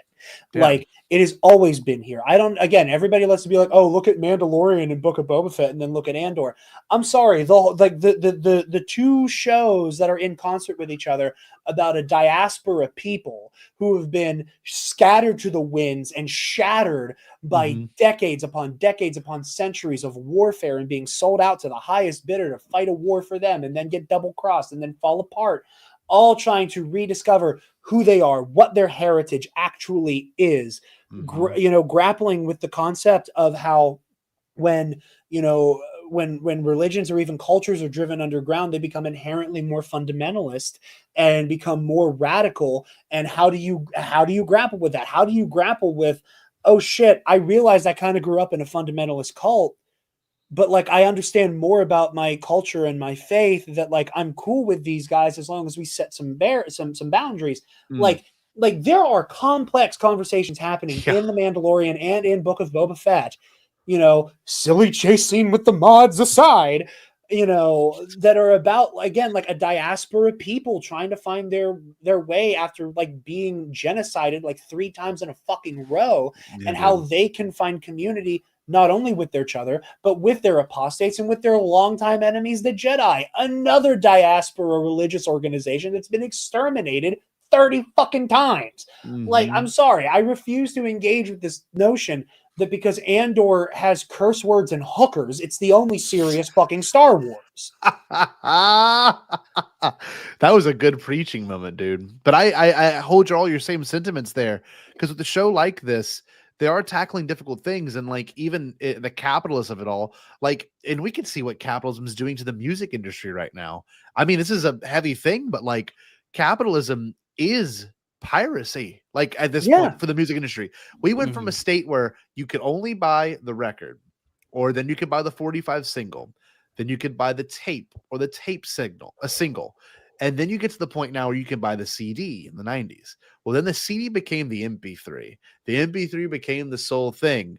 The MP3 then was pirated. Then the government said that's no good. Artists said that's no good. You wouldn't pirate a refrigerator. And then a company comes in. They're like, hey, we are, Spotify. Hey, we are Apple Music. Hey, we are Tidal. Hey, we're all these people. You can pay us a monthly subscription, have all the music you want, and we're gonna go fuck the artists now, because they get half a penny per every stream. It went from being get $1 or 50 cents to now they get a half a penny. Piracy, ultimately, and you can see this in the First Order, the sequel trilogy, piracy does breed into capitalism. And like these guys, their desires are beautiful here. I mean, like we've said, he just wants to have a farm, an ocean farm. That's all he wants. But the ways in which you go about it are not the right ways. And I don't know. I know we could talk about the show forever. We need to start wrapping up soon. But all I gotta say is, and we didn't bring this up, and this is kind of a random, but like, there's a reason these guys are here. You know what I mean? Like, this is not for a deep rooted Star Wars fan. These people at this spa, and what this spa represents, is essentially what happens when you have too much money. And when money is it's something capitalism. you're not even, this is pure capitalism. The mud baths This at a place this is trickle down economics at work, kids, right here. And I mean, we could do a whole like episode at some point about the complex like financial politics of all of these mega corporations that threw in with the Separatist Alliance. Yes. It is everything that's so complicated about Star Wars and its politics, that like there are inherently revolutionary things being told in Star Wars, that is inextricable. It's in the OT, it's in the PT, it's in the ST, it's in all of the shows, every single fucking one. And but it still remains like the one thing that Star Wars is not fully grappled with. Almost every single one of Star Wars pirate outlaws either dies a horrific, vile, evil mafia don, or they join the fucking military. That is the only two paths for a criminal in Star Wars. Like, again, Han Solo grows up in abject fucking poverty. Cartoonish, like industrial revolution. The children yearn for the mines shit.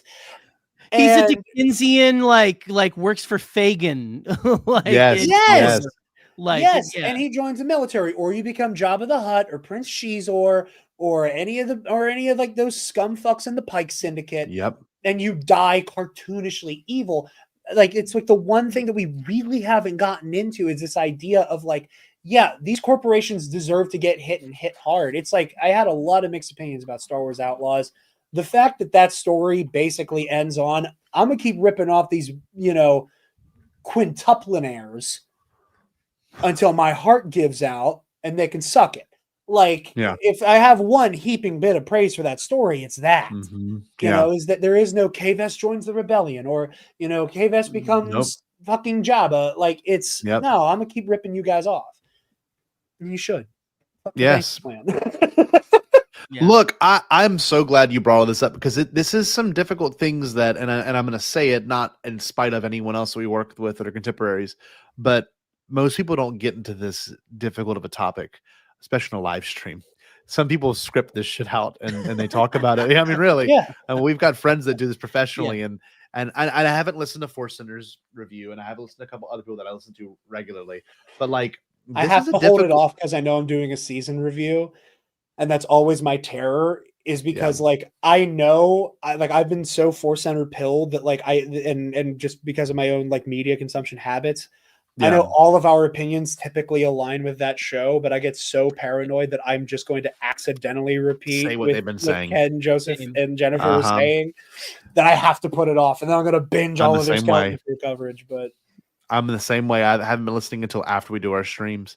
But that being said, and all that being said, I just know this show is going in a direction that I don't think any of us was expecting in that way, to tackle such difficult topics in a way that it has. And Star Wars has been really good about that, but they've also been kind of more blasé about it. And I love the accolade. It did tackle some difficult stuff, but compared to what we've been getting in this show in terms of subtext and intensity, I know that show is more about the Jedi and the flaws of a Jedi and what that looks like. This show has been way more topical in the sense that it's covering things in this real life world that are difficult to discuss with people. And I do hate that it's going to get this is a show for the kids. And I'm glad it does get that, because maybe it's going to teach kids subconsciously why certain things are good and why certain things are bad. But I don't know. It's just, it's gotten to a point with this show where every episode's a pleasant surprise. And I can't wait for next week. And I kind of want to speculate on what next week's going to be, if y'all don't mind. Oh yeah, because I want to talk about the John of it all so badly. So I'll pull up, and I've been doing this at the end of every stream, just to see what is left. And there's a few more things that I think a lot of people have forgotten from the trailers that are still left, which is surprising. Because I think everyone thinks that the show is already bled out. Usually you have like from the first 3 episodes and that's it. Yeah. They have pulled throughout the entire series. The entire series. And so far, if I'm going to be real with y'all too, this is probably the best first season of any Star Wars show.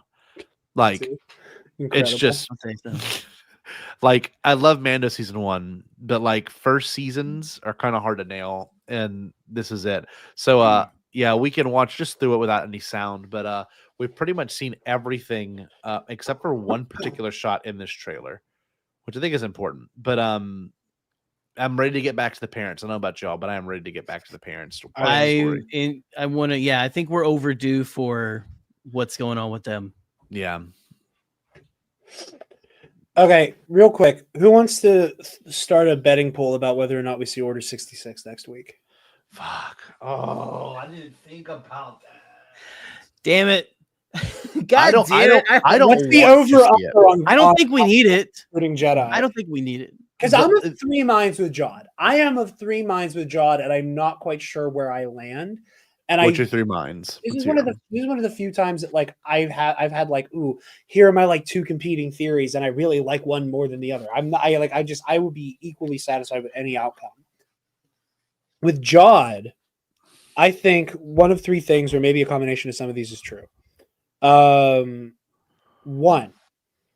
Jarod is a burnout Jedi. I was talking to Taylor about this before I got on. She's saying like he was probably in the ballpark of like Obi-Wan in the Phantom Menace, like elder Padawan, ready to take the trials, but like never did, right? So it is, maybe he's like a burnout Padawan who was like again, that high volume. I've been hungry my whole life. I have Yoda and all these people telling me, adventure, excitement, Jedi craves not these things. No, fuck you. I do crave these things. And he left the order and went his own way. And since he never made knight or master, he doesn't have to be counted in the Lost 20. So maybe he goes his own way there.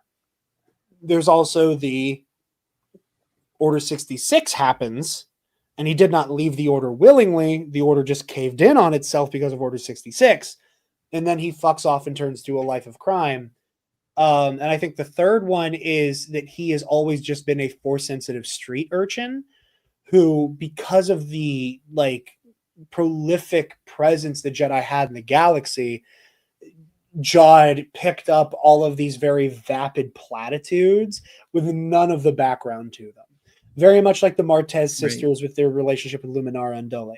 You know, where they're like, oh yeah, like, oh, they're one with the Force, yada yada yada, jerk off, piss off. I think Force sensitive street urchin is the least likely. Really, because that's my favorite. I like that a lot. I think it's the least likely because I do truly think that all of the times Jarod has leaned into playing a Jedi to these kids, you know, with the Force provides, you know, your focus determines your reality, you know, like that I do think he's legitimately leaning on things that he learned, especially because of that little bit about attachments in the last episode. To me, listen, you don't want attachments. Attachments aren't good for you. And Jarod is taking this very cynical, very Jedi bad in the real world, approach to the traditional Jedi teachings. And I do think he is either a burnout Padawan or a Jedi who had to find his own path after narrowly surviving Order 66. I've seen people throw out the Inquisitor thing. I'm not predicting that. If it happens, I'm never going to shut up about it. Of course you won't.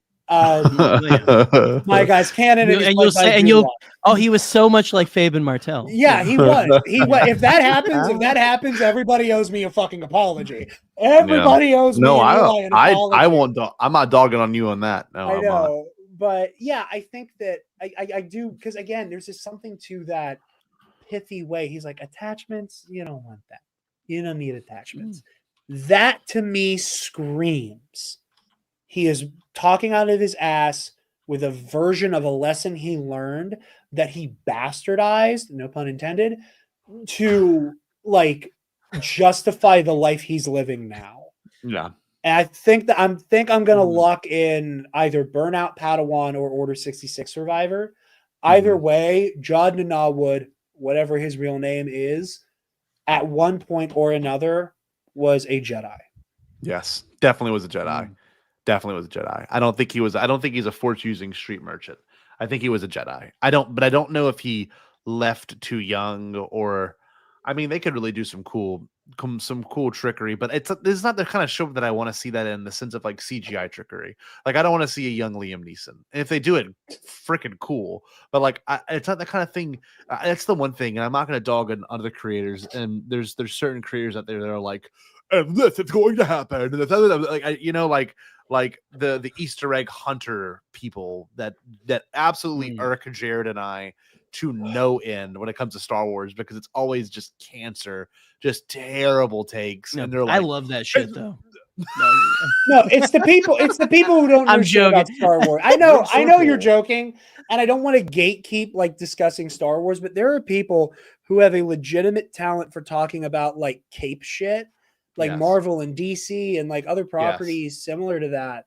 Who are very talented in exploring those things. That when it comes to Star Wars, it just turned like, I'm convinced they think that AI trailer of a Keanu Reeves Revan movie is happening. Like, like truly, I'm like, what are you talking about? Like, talking about legends and canon, like they're the same thing. Like, it's just it poisons the well, and it makes the conversations harder to have. If I see one more person on Facebook share a fan-made poster of a movie that is not happening, I swear to God. Oh, they're not fan-made anymore. That's all AI now. So hold on. It's all AI, but they're still sharing it like, oh, I can't wait. We're gonna get our tickets now. Regardless of all that. Because I know there's one that I hate that I don't want to talk about right now, but there's a couple of them that are just like, I want to kill whoever like made this Facebook page. I just want to murder them, like in cold blood. Like, why did it Sam die? Why did Sam from finance die? Well, some crazy guy on Facebook actually got it for making a Finding Nemo 3 trailer. You know, like anyway, regardless of all that, we'll be Finding Marlin is what it would be. This right here, it would be. That'd be awful. This shot's not on here, and there's a couple things we can look at from this shot. I was gonna say, I completely forgot about this shot. Kona. And I think that's Silvo with his helmet on. Yeah. As I think he dons the helmet, which the kids have not seen yet. No one's talking about this. The kids have not seen the helmet yet. And this is even weirder. She is sending a message from Atten. And I don't know how she got the message out, but that's Fern's mom. And this to me is a pretty big indicator that this is the next episode or the final episode. You know what I mean? There's this shot that's really interesting. And there's one more shot I want to share with y'all that I think is the ultimate shot. And I don't know why they let this one leak and no one's talking about it. There's the creatures feature that they made with yes, that had the Daniels, or maybe it's the Daniels one. I think it might be the Daniels one. Let me look that up. This one, can y'all still see my screen? Yep. Just making sure. Okay. Yeah. So there's this one shot in the Daniels one, which is obviously highlighting them, post their Oscar win, and the fact that they filmed this before they even had their Oscar win is a big deal. This shot coming up right here. This is a huge shot. No one's talking about it. Literally. It's all of them in what appears to be the what was his name? Overseer's the supervisor's office. Yeah. Like it's the overseer, right? Or is it the supervisor? I don't remember, but this is huge to me. All four of them back together. Yeah. I was just saying, I think I went to BioShock there for a second. Oh, so hey, Techno Union. Wat Tambor is the overseer of the Techno Union. Oh, there we go. But like, look at this. Fuck you, Eli. This to me is kind of a big indicator that they somehow get in. He's got a walkie-talkie in his left. Wim has a walkie-talkie in his right hand, so they must infiltrate it in some capacity.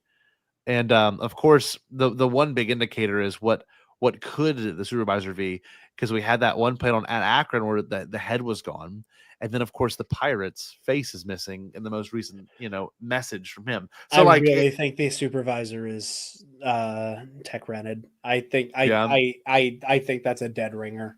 Yeah, it's just so interesting to see the look they have on their faces in this shot. It's like almost like a hopeless. Every one of them looks devastated, and look, you can even see that the actress that plays Fern is crying, like straight up, like look, no sniffling at all, concern. I don't know how they let this let out, even when it's not in the Daniels episode. I don't know, maybe I'm over speculating, but like this is the fact that they show this visually is going to be very interesting. All the parents and the kids infiltrate, and we haven't seen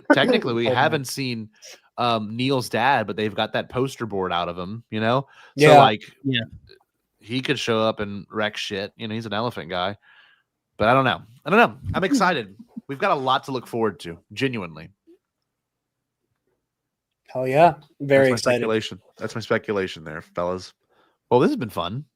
Yeah, I love you guys. Thanks everyone else for joining as well. It's been a very active chat. Love all of you very much. Shout out to everyone that joined tonight. We've got Woodsy, Moonwalker Mary 86, Nathan, of course, Eli, Brian, 8984M. It's kind of cool to see the TNAT people cross into to Bombad. Of course, Miss Taylor. I can't miss Miss Taylor. Yeah, Buck producer Miss Taylor, super producer Miss Taylor. We've got, of course, I'm still looking through. We've got Cooper, love Cooper, my wife, Katie. Let's see. I saw a few more. I don't want to miss anybody just for the sake of shouting everybody out. I saw Podcast of the Will. Shout out to Nick. And I saw Streaming Star Wars. Shout out to Nick as well. Squatch. I don't know who that is. Eric Elliott. I think that's Paco. I think that's okay. Because that's a knowledge fight joke. It's a Reagan. Okay. But no, thank you everyone for joining tonight. This has been an absolute blast. I just love the energy of the show and the energy of this chat, and these streams have been really good for us. If I'm going to be honest with y'all, they've been a lot of fun and being able to cover all this. So, but yeah, no, Jarod, I know y'all are preparing to record something. Hopefully Bloom will go back and watch this, but what's in the works? I'll let Jerry and Jarod hype this up real quick. Yeah, I mean, if everything goes according to plan, the end begins. The final battle with Salvage is upon us. Ionized Bastards season 3, final season. We're gonna start recording here soon, and man, I'm excited. I won't give too much away. Michael is such an incredible DM. we were 2 seasons in a row where I will go to Michael, 3 seasons honestly, because even though the Fantasy Flight stuff was not as user friendly as Star Wars 5e is, every season I've gone to Michael with like an insane request that he is like fully honored. Season 2, I was like, I want a mechanic that will punish me for acting like a violent lunatic in combat, and then he created Cycle of Hate, and season 2 spoilers, Fabian has his purified lightsaber, and he has his old Jedi lightsaber back too, and it's gonna be interesting seeing how that factors in, that he now Fabian has 2 weapons. What are we gonna do with that? And Michael, I had some ideas and Michael entertained them. We have a lot of cool stuff cooking. This is the first time I'm going into a season like equally excited for story and just like how this is going to play, like game mechanics wise. Because I think I accidentally got Michael to let me cheat. I think Fabian is going to be actually broken this season in terms of his capacity to fight. So yeah, very excited. Ionized Bastard season 3 coming soon. Jesus Christ, I forgot. And I'm the robot. Yes, and Jerry's the robot. Hold Jerry on. I'm the robot. Jerry is the heart and soul of Ionized Bastards. Like legit, I'm not just blowing smoke up your ass. You like you are our baby. It feels Groot. good though. You're our baby Groot. Like there is so true, much. Yeah. So I'm much the baby of Gronk. the pathos of Guardians is Groot and Rocket, and you fulfill both of those character roles simultaneously. And oh, that's beautiful. Some of the best moments of Ionized Bastards come from 4D. Unironically, I accidentally ended up being the only Force user in the party, and Star Wars bends towards the Force and its storytelling. And I have apologized off camera many times for accidentally pulling focus in a way I didn't intend to. That's why I'm excited for our next season. Hint, hint, wink, wink. Where I won't be the only Force user. Thank God. But yeah, I can't wait for Bastard season 3. It's going to be incredible. And in terms of other crossover material, from me and Jerry to me and Scotty, Scotty's going to be coming on my other show here soon. Yes, I am. So I've recently watched the wonderful anime Neon Genesis Evangelion, and so usually with these breaks, I usually take it real easy. I try to be more creative and do stuff, and I actually, for the first time in like maybe 5 years of me being a teacher, like I actually took it easy, and I've got free day all day tomorrow, and I'm gonna watch a couple of the other movies. But I watched all of Neon Genesis Evangelion because I wanted to watch an anime that was somewhat not brief, I would say, but like more concise than like it's a season of television plus a few movies, as opposed to like One Piece or Dragon Ball that are just seasons upon seasons upon episodes upon episodes. Daunting. Yeah, like my roommate Matt Hawkins, who's a really good musician. We lived together for a year when I was still in college, and he was like, "You want to watch Naruto?" I'm like, "Sure." I'd watch episodes on and off. And I'm like, "What episode is this?" He's like, "It's like episode 650." I'm like, 650. He goes, "Oh yeah." I'm like, "What do you mean?" Swallowed your tongue when he said and he goes, "Yeah." I was like shocked. I'm like, "What?" And he's like, "Well, this is." I mean, and then the next thing is like Naruto Shinshin or whatever, and then Boruto. I was like there is, and he goes, I'm like, "How many are there collectively?" He's like, "About 1,200." I'm like, and like, how long are they? Like, they're 20 minutes each. I'm like, that would take me, if I were to watch them like every day, that would take me like 7 or 8 years. That's why there's a lot of episode guides, because again, like the term filler originates in manga and anime circles, where it would literally be stories that exist because the show is caught up to the manga and they don't want to shatter canon, which still happens anyway, or the manga is slowing down so that the anime can do what it needs to do. So like that's where that term originates. And then every time something that we think doesn't immediately fulfill the plot, we call it filler now, because words mean nothing. And I've learned this, is that when you watch an anime that is like truly planned out, like Neon Genesis Evangelion, it's 26 episodes, 22 minutes apiece, including the main theme, which is god tier, and you watch it, and Cruel you're Angel's just Thesis is one of the best pieces of music I've ever heard in my life. Anyway,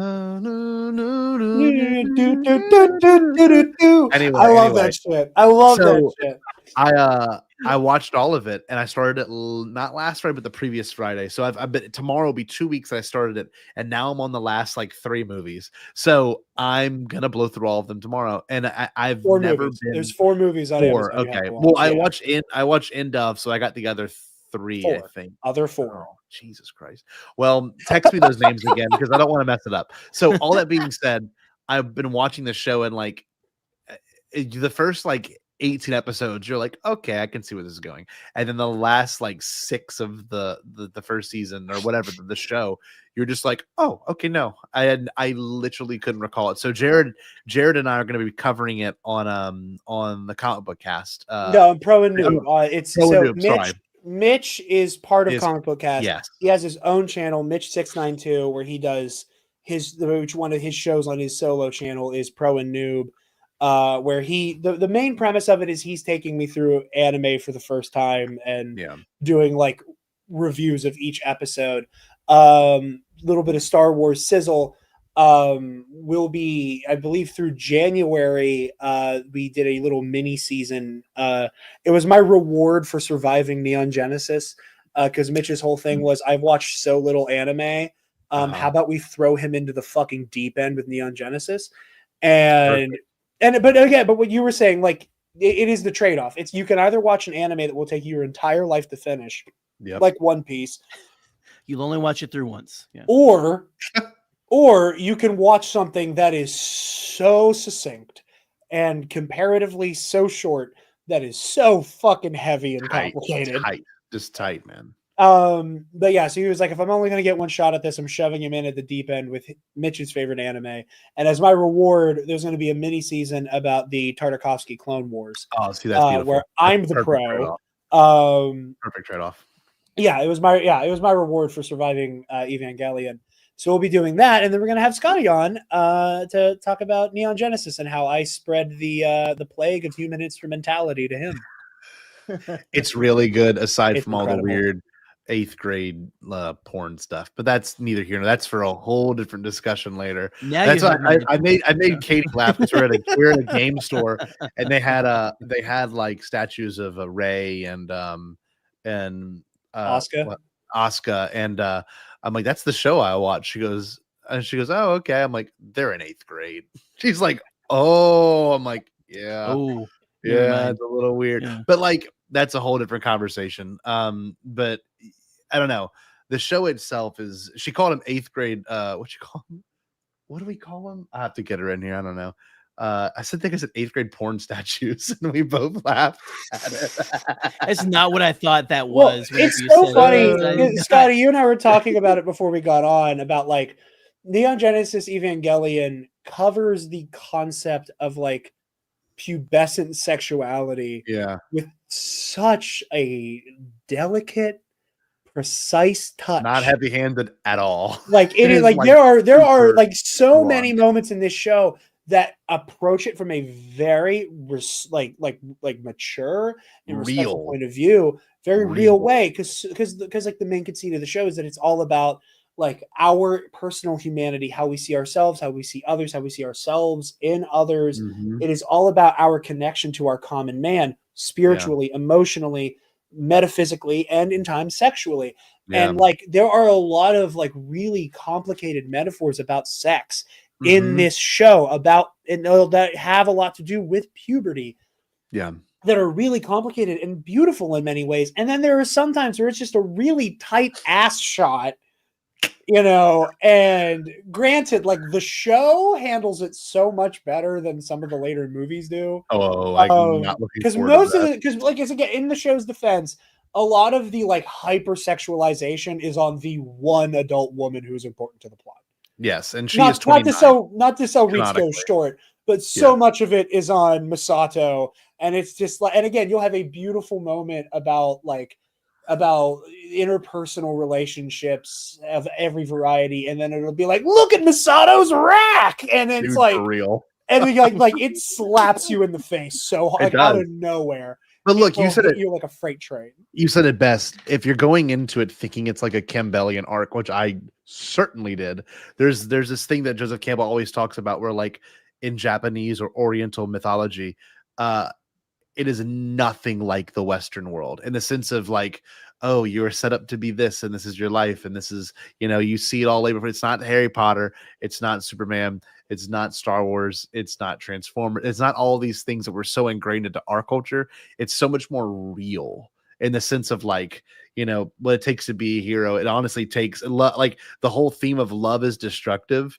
Is that a whole show? Like love in Star Wars is like love is the answer to all things, and then you watch Neon Genesis or any sort of mythology or story from I guess you could say that world of mythology. It's like, well, no, love can also be like terrifying. Love is a cold gun, like it's like I don't know. It takes a lot of what I was expecting out of the show and just flips it. And anyway, Scotty, we're gonna talk about it forever. I gotta go to bed. The fact that you said that, I want you to earmark the fact that you said all of that. Okay, perfect. We'll do. I'll remember it. Jerry, you're falling asleep. What do you have going on? You're literally falling asleep. I see it. Look at him. I'm not falling asleep. No, I just was Sorry, like I sitting won't here stop like. rambling. No, you're good. It's just sounds like every other anime. Yeah, just all that kind of stuff. I don't know, but we'll see. We'll see. I don't know if y'all are selling me. I don't know if you're quite selling me with the eighth grade porn statues. But they It's do mostly not the eighth graders. There are but here's the moments where the thing. eighth graders are naked and it's handled very delicately. Yes. Most of the sex stuff is happening about the grown you don't woman. have to. Hold on. You're just. This is the thing I told Katie. There are children in vats. There are children in medical vats. Yes. Right. It's very handled very joking. clinically and in a very mature way. What I'm saying will show you up a grown woman's skirt. Like within moments of each other. Hold on. Anyway, this is my thing. Hold on. I will say one thing about this because I don't want to sound like a creep. I obviously teach kids these age.